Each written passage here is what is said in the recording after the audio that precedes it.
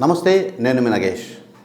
రాష్ట్రంలో ఎంబీబీఎస్ అడ్మిషన్లకు సంబంధించి నిన్న హైకోర్టు ఇచ్చిన ఒక కీలకమైన ఆదేశంతో ఈ అడ్మిషన్లకు సంబంధించిన కొత్త వివాదం తెర మీదకు వచ్చింది.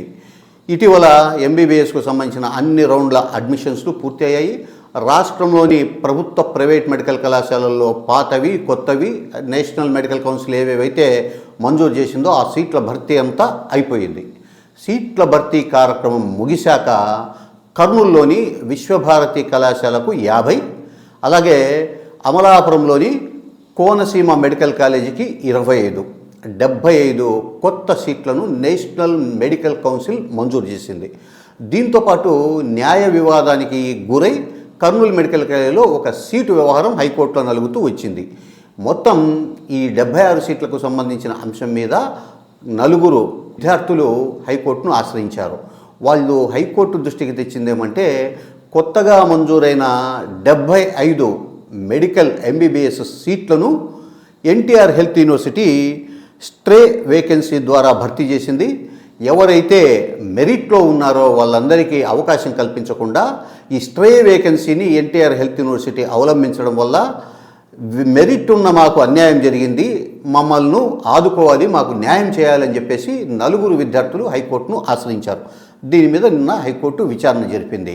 ఈ 75 ప్లస్ కర్నూలులో ఒకటి న్యాయ వివాదంలో చిక్కుకుని ఉన్న కేసు, ఒక సీటుకు సంబంధించి ఈ 76 సీట్లను మెరిట్లో భర్తీ చేయాలా, మెరిట్ విద్యార్థులకు కాకుండా ఇతరులతో ఏ రకంగా భర్తీ చేస్తారని ఎన్టీఆర్ హెల్త్ యూనివర్సిటీని హైకోర్టు ప్రశ్నించింది. దీంతో హెల్త్ యూనివర్సిటీ ఏం చెప్పిందంటే, నేషనల్ మెడికల్ కౌన్సిల్ ఆదేశము గైడ్లైన్స్ ప్రకారమే మేము స్ట్రే వేకెన్సీ ద్వారా ఈ సీట్లను భర్తీ చేశామని చెప్పి హైకోర్టుకు వివరణ ఇచ్చింది. సో ఈ ప్రయత్నం, ఈ వివరణ సరైంది కాదు అని హైకోర్టు తప్పుబడుతూ మెరిట్ ప్రకారమే ఈ సీట్లన్నీ కూడా భర్తీ చేయాలని చెప్పి ఆదేశించింది.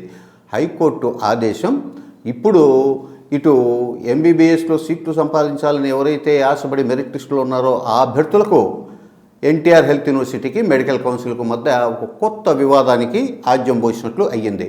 అది ఎలా అంటే, ఇప్పటికే స్ట్రే వేకెన్సీ ద్వారా ఎన్టీఆర్ హెల్త్ యూనివర్సిటీ ఈ 76 సీట్లను భర్తీ చేసేసింది.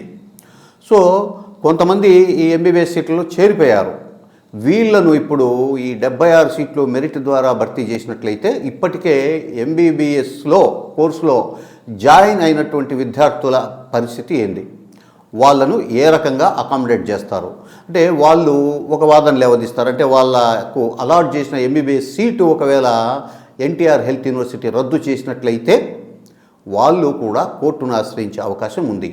ఇది తమ తప్పు కాదు, ఎన్టీఆర్ హెల్త్ యూనివర్సిటీ ఎన్ఎంసీ చేసిన తప్పుకు మేమెందుకు బలి కావాలి అనే ఒక న్యాయపరమైన వివాదం కోర్టు ముందుకు చేర్చే అవకాశం ఉంది.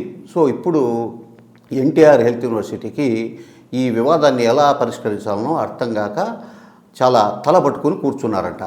మొత్తం మీద ఈ వ్యవహారానికి సంబంధించి ఈరోజు మధ్యాహ్నం మళ్ళీ హైకోర్టు ఇదే అంశం మీద వాదనలు వింటాము అని చెప్పేసి చెప్పింది.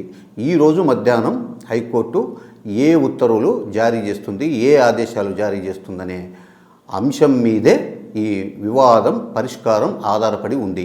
ఒకవేళ హైకోర్టు నిన్న చెప్పినట్లుగానే ఈరోజు కూడా ఈ 76 సీట్లు ఎవరైతే మెరిట్ లిస్టులో ఉన్నారో వాళ్ళతోనే భర్తీ చేయాలి అంటే ఇది ఎన్టీఆర్ హెల్త్ యూనివర్సిటీకి పెద్ద తలనొప్పిగా తయారు కాబోతోంది. చూడాలి మరి ఈ వివాదాన్ని ఎలా పరిష్కరిస్తారు. అంటే కొంతమంది విద్యార్థులు చెప్పే విషయం ఏమంటే, మెరిట్లో ఉన్న తాము ఇక ఎంబీబీఎస్ సీటు రాదు అనే నిర్ణయంతో బీడీఎస్ లేదా ఇతర కోర్సుల్లో చేరాం. సో మేము బీడీఎస్లో చేరాక ఎన్టీఆర్ హెల్త్ యూనివర్సిటీ స్ట్రే వేకెన్సీలో కొత్తగా 76 సీట్లు భర్తీ చేసింది. ఆ కౌన్సిలింగ్లో మాకు అవకాశం ఇవ్వలేదు. అది ఎన్టీఆర్ హెల్త్ యూనివర్సిటీ చేసిన తప్పు. సో ఆ తప్పుకు మేమెందుకు బలి కావాలా, మెరిట్ ప్రకారం మాకు ఎంబీబీఎస్ సీటు రావాల్సిన అవకాశం ఖచ్చితంగా ఉంది, కాబట్టి మాకు న్యాయం జరగాల్సిందని చెప్పేసి ఇప్పుడు ఎవరైతే కోర్టును ఆశ్రయించారో ఆ అభ్యర్థులతో పాటు మిగతా మెరిట్ లిస్టులో ఉండే అభ్యర్థులు కూడా డిమాండ్ చేస్తున్నారు.